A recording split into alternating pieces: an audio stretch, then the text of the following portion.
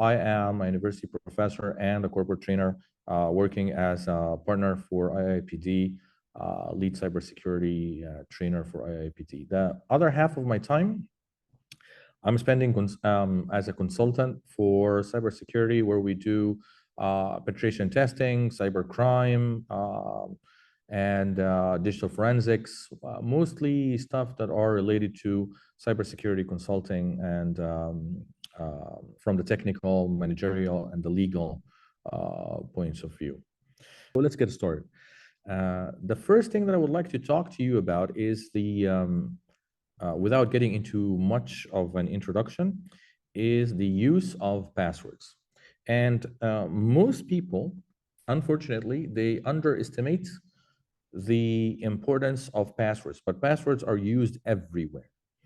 Anyone who is using computers nowadays, which is basically almost everybody, they are using passwords. And the way most of the advice is delivered is not convincing. So I would say you attend a webinar or you read an article or something, and they keep telling you, we need a longer password. The password has to be long. But how long? There are many pieces of advice. Like some people, they say 8 minimum, 10 minimum, 14 minimum. So we don't know why. Like the normal people, the public, the general public, they don't know why are we asking you to keep your password long. And we don't actually tell you how long. We just say, just keep it long. And we also tell you to change your password every 6 months or every 1 year and keep your password complicated and these kind of things. But I think it's much better to show you why. Why do we give you this advice? So when you apply this advice, when you decide to create a password for one of your accounts, you know how dangerous it is to keep the password easy or to keep the password short, or not to change the password for 6 years or more. I will convince you through an attack. I will show you how easy and how fast can a hacker get to your password if your password is short or if your password is not complicated enough. And I will start doing this by showing you a live attack on Windows operating system. I'm sure that most of you maybe you're using Windows 10 or Windows 11. So I'm going to show you now, I'm going to share my screen, and I'm going to show you a live attack. So a hacker who is performing an attack on a Windows 10, trying to know the password of the user. And I will show you what's going to happen to the user with a short password and what's going to happen to the user with a long password. So I think this is the best way to deliver the advice, to show you how dangerous it is. So I'm going to share my screen right now. I hope you can see my screen. So I will be running a Windows 10 machine. So this is a computer that is running Windows 10. And by the way, it's a brand new computer. It's a brand new operating system. So this operating system has been just installed. It's completely new, and it has all sorts of security. It has antivirus. It has everything. It was just installed before the workshop, brand new. Now, here's what I'm going to do. I am going to create 2 accounts on this new Windows 10, one of them with a long password. So let's go ahead and do that together so you can see what's happening. So I'm going to click on add, edit, remove, whatever. And then I'm going to use this here to add 2 accounts. So I'm going to add an account. I'm going to call this account Khalid, since Khalid is my colleague. And Khalid, he doesn't listen to advice. So when we give him an advice about the password, he's not listening. So I'm going to choose a password here. I'm going to show it to you that is short. Let's say, for example, 4 characters.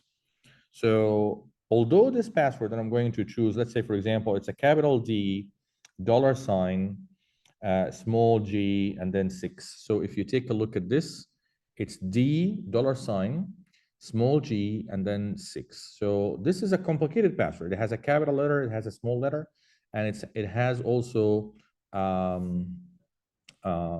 symbol, which is a $, and it has a number. The only issue with this password is that it is not secure. It's shorts. So you take a look here. It's a short password. It doesn't matter now about the secret questions. I'm going to choose anything.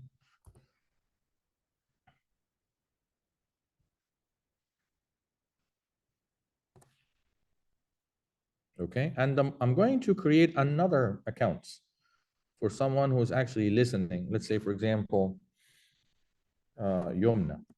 So Yomna is my daughter. She listens better than Khalid, actually. So Yomna is going to have a password that is longer. So let's say, for example, it's a long 8-character password that is complicated. So for example, it's going to be I love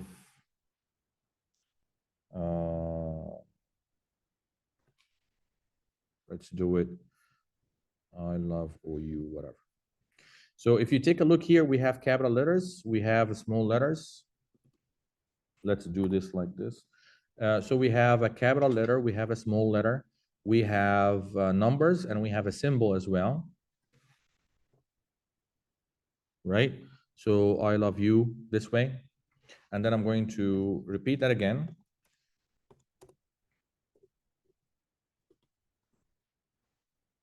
One more time. And then again, I'm going to choose the questions, whatever. We don't really care about the secret questions right now. So these are 2 accounts that has been created on a brand new Windows 10. One of them with a non-secure password or a short password, that's for Khalid. And then the other one who listens to advice has a longer password that is also complicated. Both of them are complicated passwords, but one of them is short, while the other one is long. Now, what I'm going to do here is that I'm going to go ahead and turn off this machine.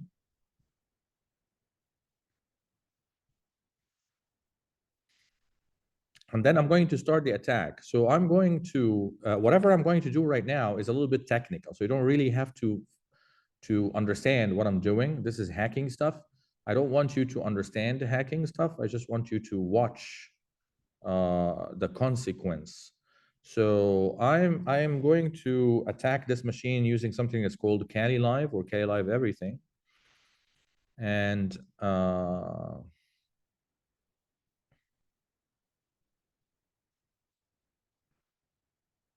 we have disabled security, everything. Okay, very good. So I am going to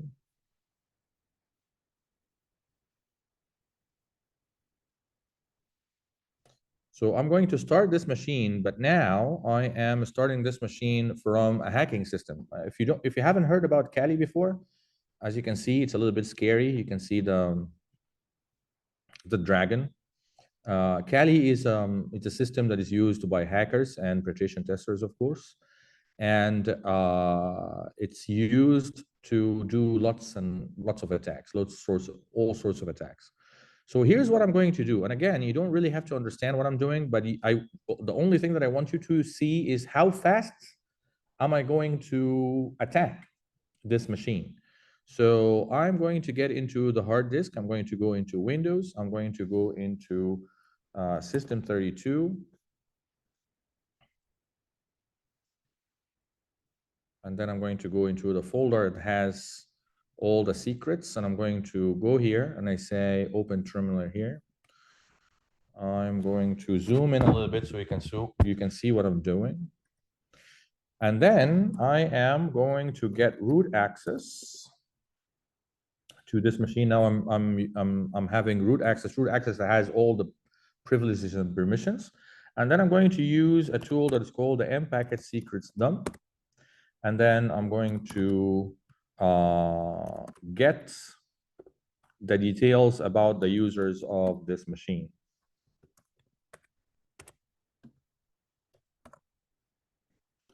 So what I'm doing here is that I'm trying to know who are the users of this machine. As you can see here, I can see that there is a main user, of course, that's me, Ahmed, and I have my own password, and we have Khalid and the password. These passwords are encrypted. So we are using, Windows by default is using encryption to protect the passwords and encrypt the passwords. So I have Ahmed and his password encrypted, of course. I have Khalid and his password encrypted, of course. And then finally, I have Yumna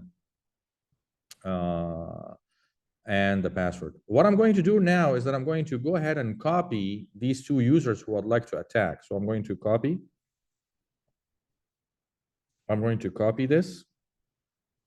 And then I'm going to go here and I'm going to open, maybe create a document, empty file.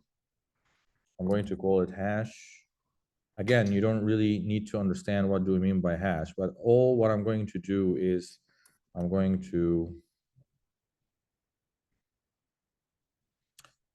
paste the contents, the names of the users and the encrypted file here. I'm going to close this and I'm going to click yes.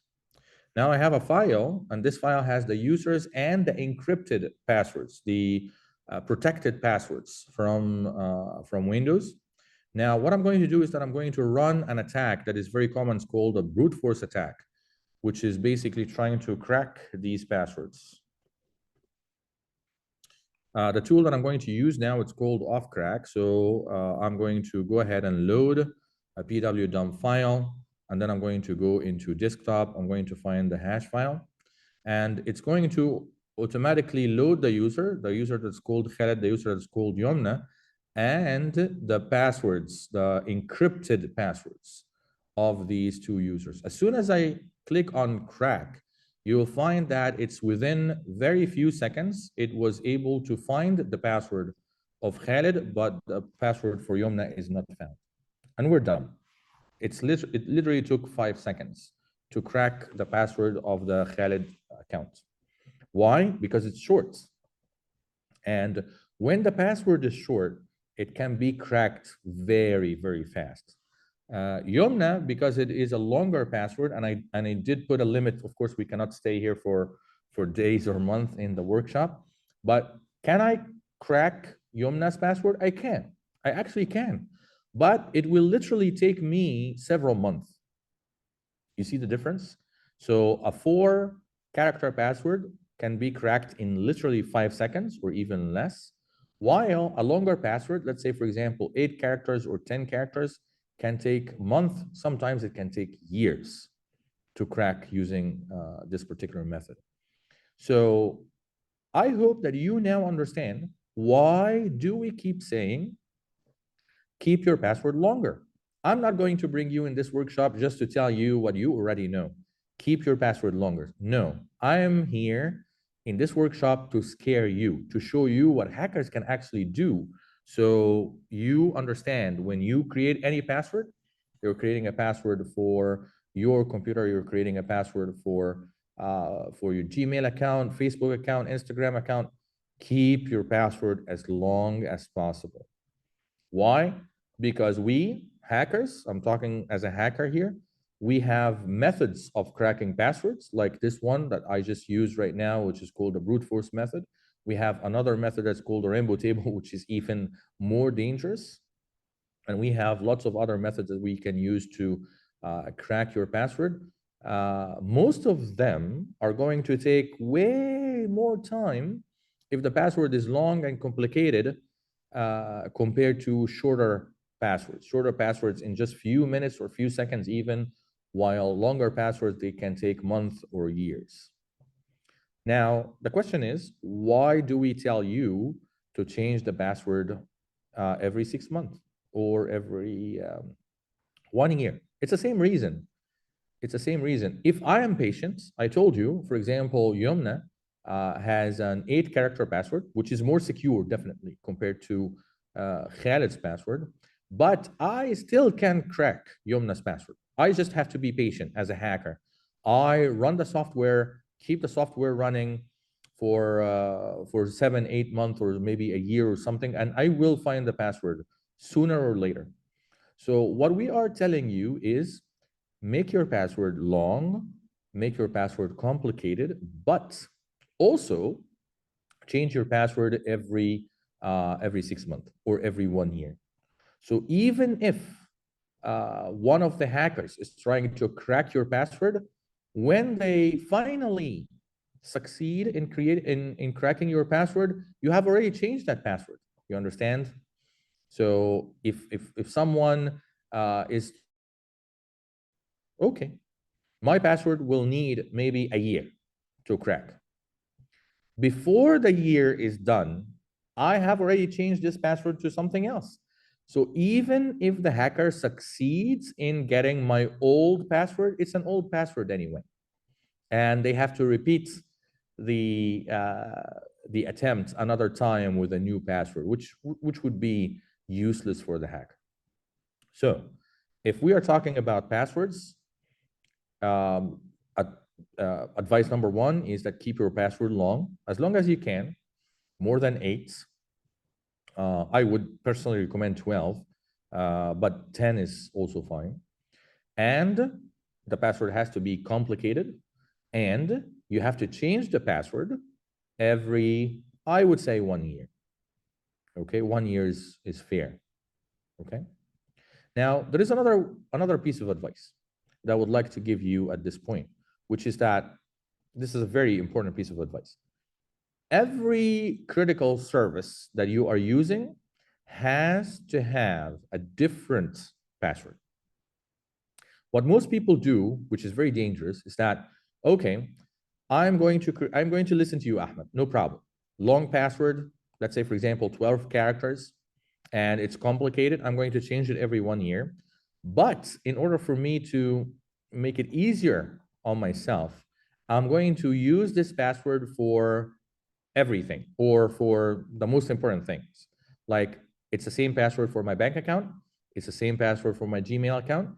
It's the same password for my Instagram account. It's the same password for my work account. This is a mistake. This is a huge mistake. Now, I need to tell you why.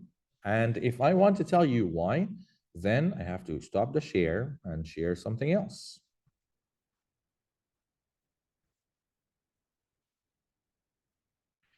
So there is a website that you can go to now if you want. I'm going to also paste a link in the chat. It's called monitor.firefox.com.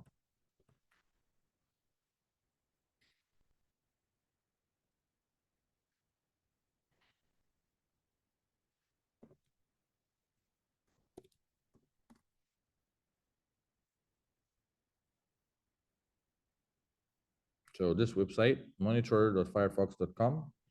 I'm going to put this in the chat for you if you'd like to visit this website.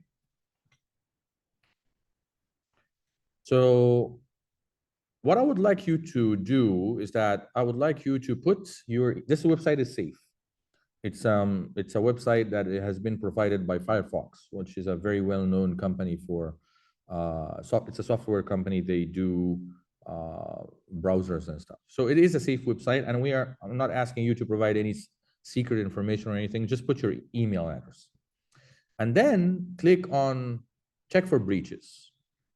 So as soon as you click on check for breaches, it's going to tell you that this account, which is ahmedsayed@hotmail.com, has been actually breached 12 times. If you take a look here, Twitter, just this year, at the very beginning of this year, Twitter again, last year. That's my personal account, by the way, ahmedsayed@hotmail.com. It was breached in a company called Avo, another company that's called Gravatar, and Epic and Facebook. And if I click on sign in to view all, it will actually show you other breaches as well. Now, this is scary. It is scary. Why? Are you telling me that my account has been hacked? Yes, this is what I'm telling you. But it has not been hacked through you. It has been hacked through the website that you are using. So This is the issue here. Now, some people, they keep everything safe. My phone is safe, my laptop is safe, and everything. But the website that you're using, like Facebook or Twitter or Instagram, these websites, they get attacked. So hackers, they attack these websites, and then they breach the data, and then they can leak the data on something that we call the dark web. The dark web is the underground part of the internet that I'm sure that most of you haven't been there. But we have something in the internet that's called the dark web. And the dark web is where all sorts of nasty stuff happen in the internet. So if you are wondering about drug dealing, you're wondering about even body parts, you're wondering about selling people, and if you think that people are not sold, they are actually sold on the dark web. So you want to buy a gun, you want to buy drugs, you want to kill someone, you want to hack someone, everything. All these sorts of crimes are available on the dark web. Why on the dark web? Because this is where all the bad guys are. And tracking someone on the dark web is almost impossible. So these criminals are safe on the dark web. So basically what happens is that hackers, they hack, for example, Twitter, like what happened in the beginning of 2023. And when they hack Twitter, they leak all the data of the users of Twitter on the dark web, sometimes including the usernames, the credit card numbers, passwords, and this kind of stuff. Now, you keep all your passwords the same. So the password for Twitter is the same as the password for Facebook, as the same as the password for Gmail. If you are not hacked, but Twitter gets hacked, and then your password is leaked, now the hackers, they know the password to all your accounts. And this is the disaster that I'm talking about.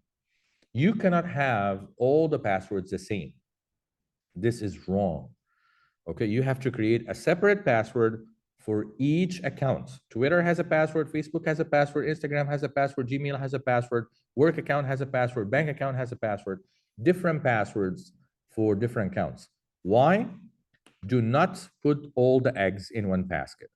If one of the accounts gets breached or gets hacked, either through you, God forbid, or through the company that you have the account with, like Twitter, for example, at least your other accounts are safe. Now we come to the point where all of you, I'm sure, have a concern, and Ghada already expressed this concern. Like, Ahmed, come on. Yani, be easy on us. Like, we understand where you're coming from, but how are we going to remember all these passwords? Different passwords, long passwords, complicated passwords. And you are also asking us to change them every year. And we do not even remember what we had for breakfast. We go home and we try to remember our children names. How are we going to remember all of this? Now it's my turn to give you a very nice recipe, if I would say, on how you can do this in a very easy way. So let me go ahead and reshare my screen and tell you what you should do. Okay, now here's my advice, and I hope that you take notes so you can apply this as soon as we finish this workshop. The first thing that you need to do is that you choose a sentence, English sentence, for example, that you remember very well. Like there is, for example, a very nice English sentence that says, one apple a day keeps the doctor away.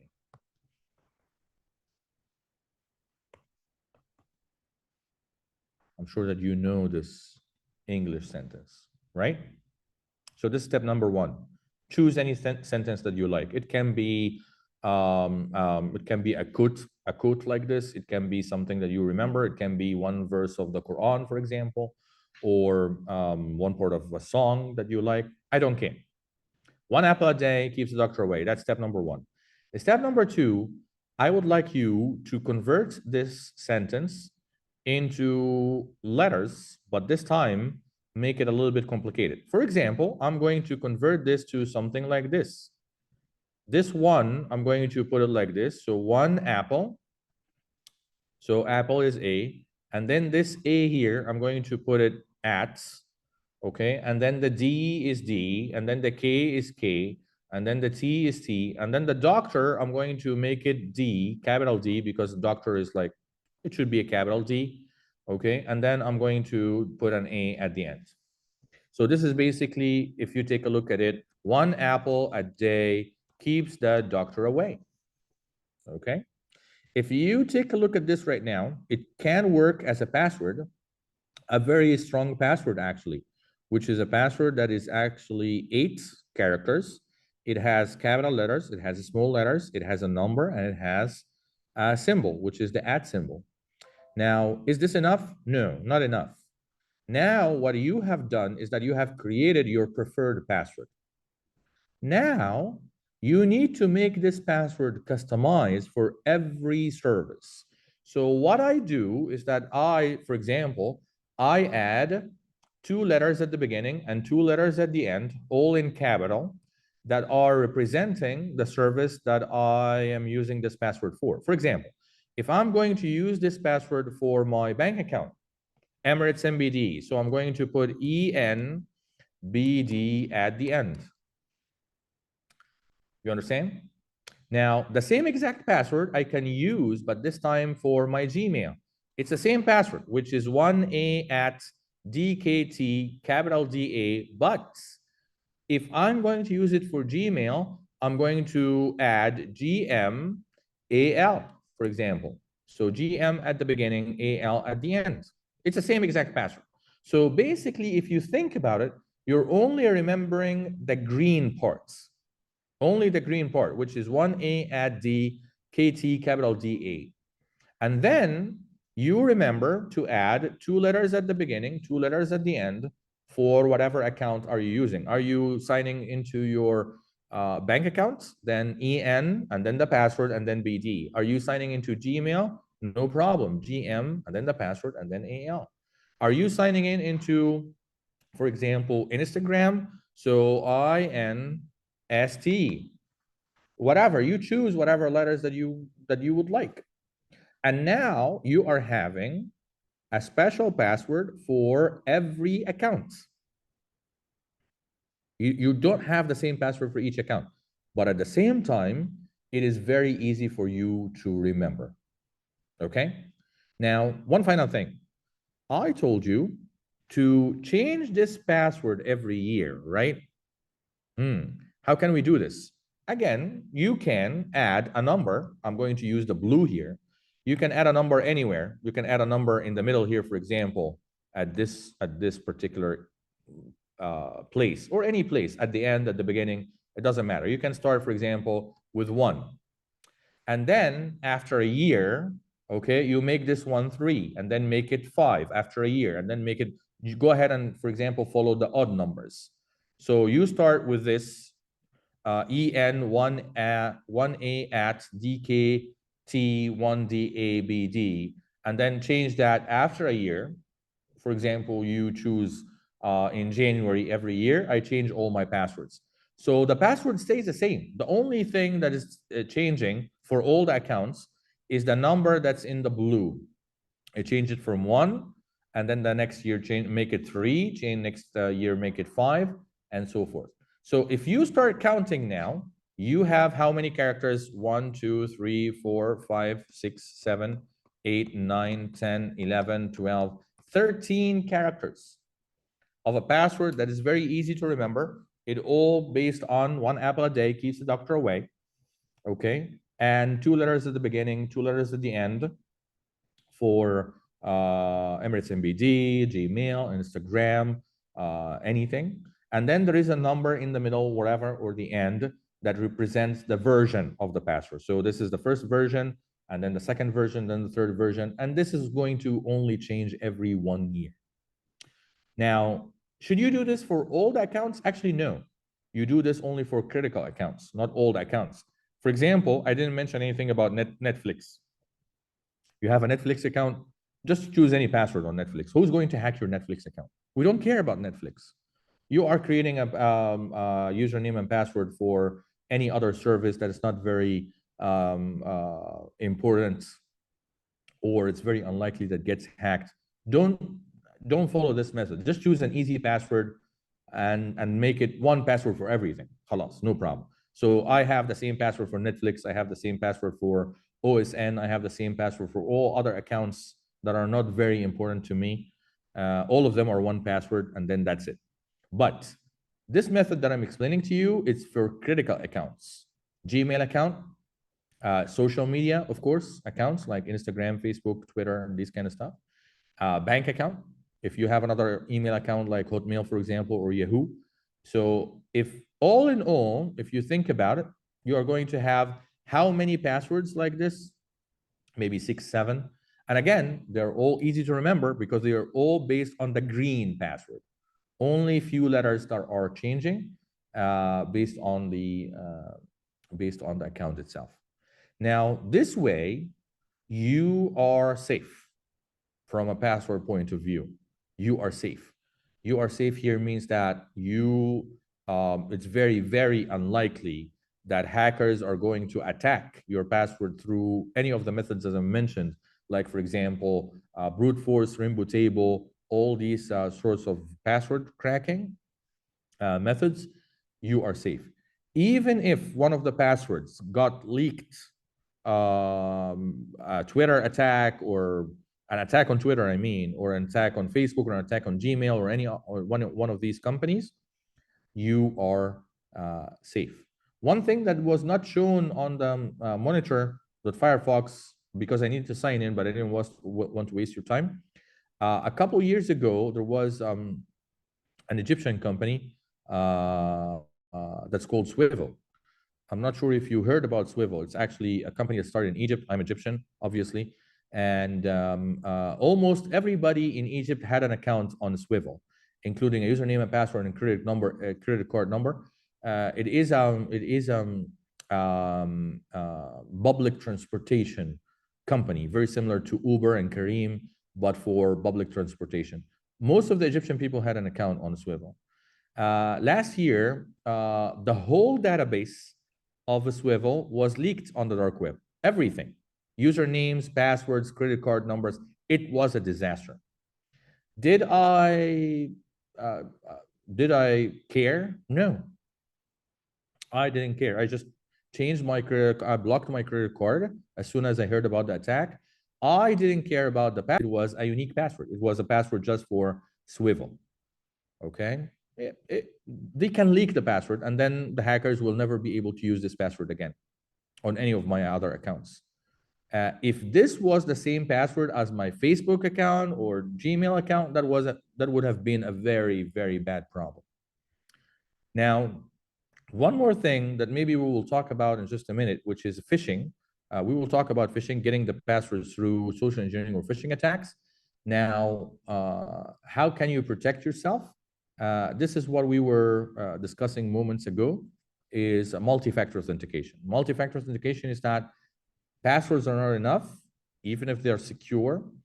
So you need to make sure that all your critical accounts, bank account, Twitter account, Gmail account, all of them have MFA or 2FA, multi-factor authentication or two-factor authentication, which means that every time that you sign in into one of these accounts, we will send you a one-time password, or we will need another verification from your phone or something similar to protect you. Why? Again, even in case the password has been stolen somehow, no one will be able to use this password unless they also have access to your phone, which is, again, very, very unlikely. Before I continue on with the phishing thing, I would like to make sure that you don't have any questions. Any questions that you would like to ask me so far? I will share my screen with you. Are you familiar with this website?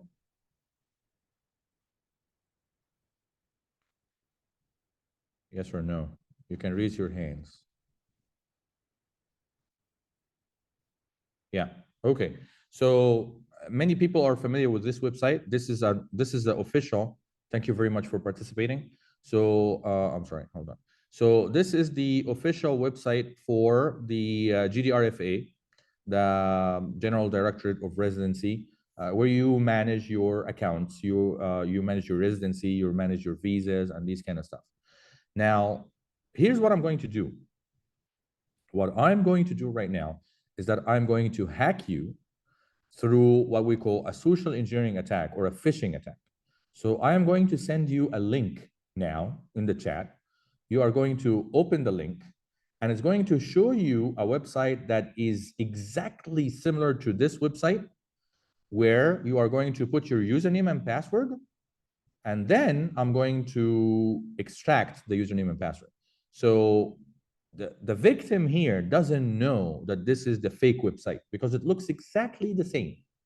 So when you receive a link, you click the link, and then it's going to show you a website that is a typical GDRFAD website, but it's not the real one. You think it's a real one. So you will start putting here your username and password. You are going to click login, and then the hacker is going to get the username and password. And then I will tell you what you should do about it. But I need to show you how the attack is done first. So I'm going to stop sharing this screen right now. I can actually go ahead and share the whole screen just to be more, I think it will be faster to share the whole screen. So you can see now my whole screen, I think. And I am going to open my command. Again, you don't really need to understand the technicalities behind what I'm doing. I will be remotely controlling my attack machine. I do have a computer that I use for attack. So I'm going to go ahead and access my attack machine. Again, it's a Kali machine, but this looks different. And I am going again to get a sudo. Sudo means like root accounts. I have now privileges over this machine. And then I'm going to use something that's called the social engineering toolkit. So the social engineering toolkit is a tool, it's a hacking tool that we are using to create social engineering attacks. Basically stuff like what I just explained, creating a fake email, creating a fake link, creating a fake website. And then we use these against victims to do all sorts of things, steal their credentials, steal their credit card numbers, steal their information, or even get access to their phones or their laptops. But this time I want to do a social engineering attack. So I'm going to choose option number one. It's like a menu. It's like you see how easy it is. Even kids can do it. So you choose from the menu. I want to perform a social engineering attack. Now it's asking me what kind of attack are you doing? In this particular case, I'm doing a website attack vector. I am creating a fake website like the GDRFA website and using that fake website against my victim. So I'm going to choose option number two. And then it's going to ask me, what do you want to do with this fake website? After we create the fake website, how do you want to attack the victim? I want to do credential harvesting. Credential harvesting means that I want to steal the username and password of the victim for this particular website. So I'm going to choose option number three. Now it asks me, do you want to use a template? You see, again, it's like you are in a restaurant. Do you want to use one of our templates? Of course, the GDRFA website is not included in the built-in templates here, but I can use another option that's called a site cloner. Site cloner means that I give the real website to the tool, and the tool is going to copy that particular website. So it's going to ask me for the IP address, and the IP address is 20 dot I actually don't remember that, so I'm going to go ahead and open this one. So I am here. 20.203.022. We don't need that anymore.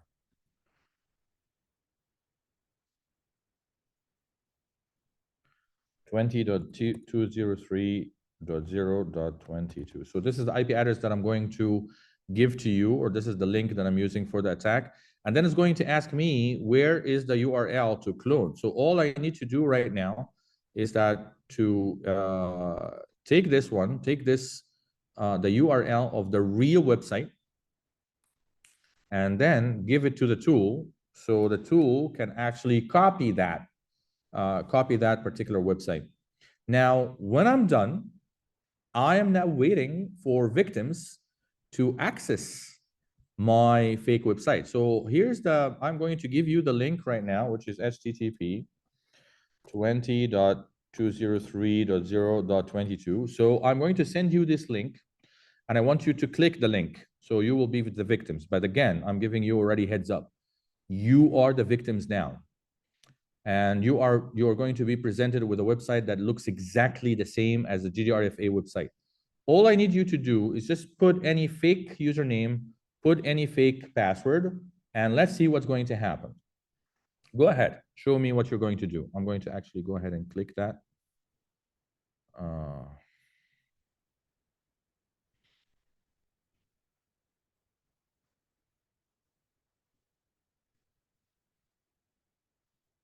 I see some people already going.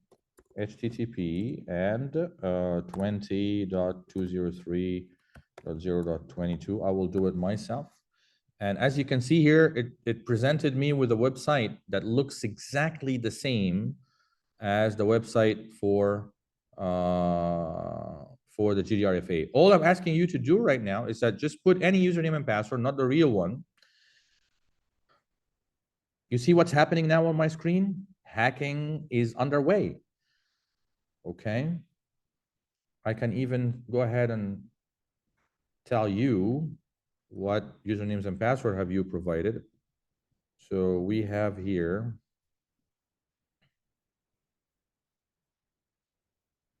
this is going to take a little bit of time.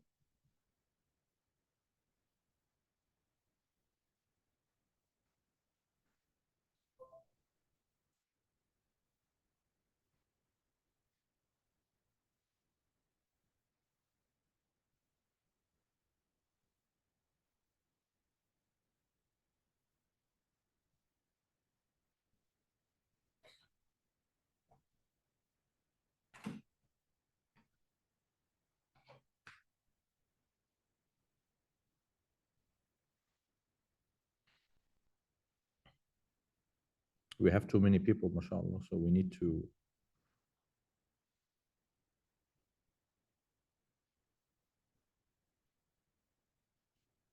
I think I'm going to just go ahead and search instead of wasting my time. So pass.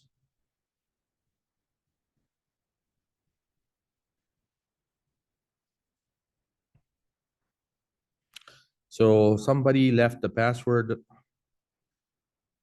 empty. Many of you actually left the password empty. I don't know why.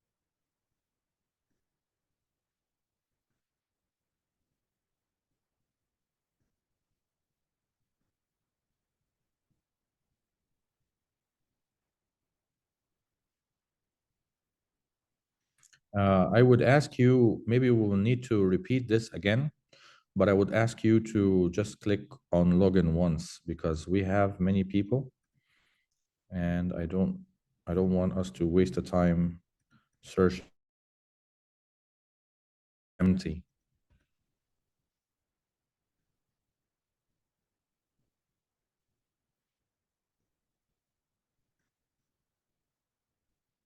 Too many.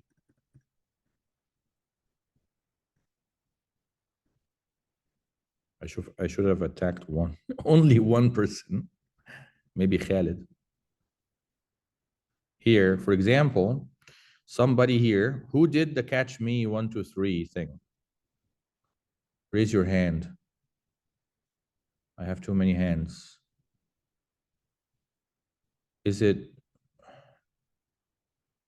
Anub or so we have somebody who put the username catch and the password me, which is not, which is fun actually. Let me continue with the search.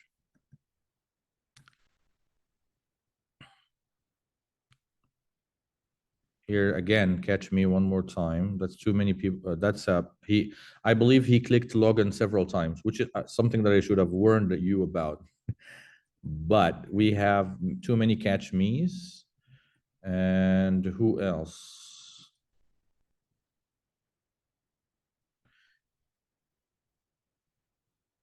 Somebody said bye-bye in the username, and I'm not sharing the password.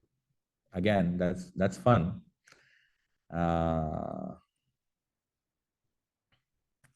Bye-bye and not sharing the password. That's another different person.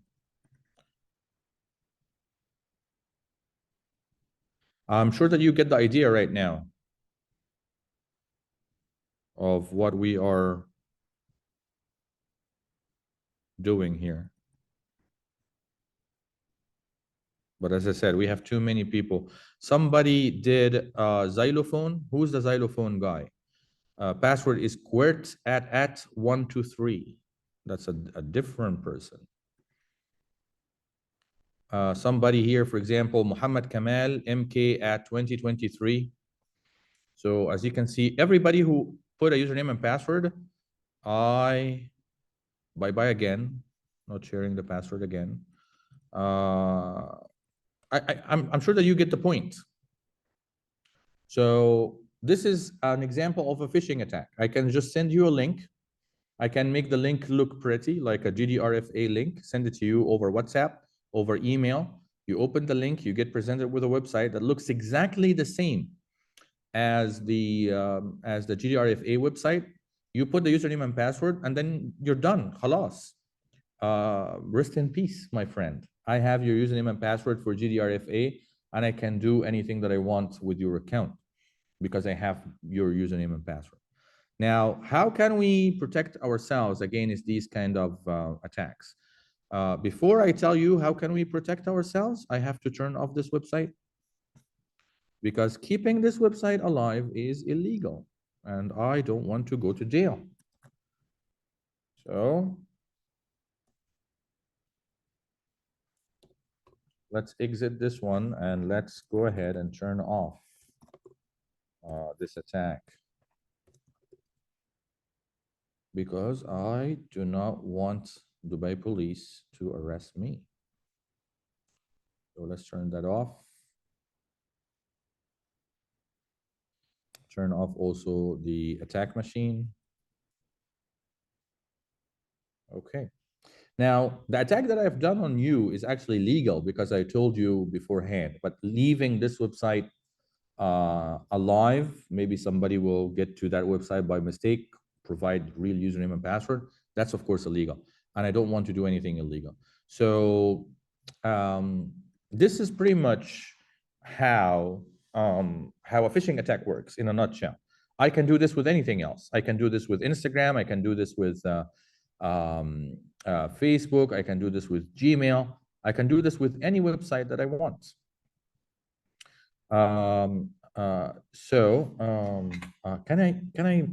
Can I stop the presentation for just 1 minute? I need to plug in my charger.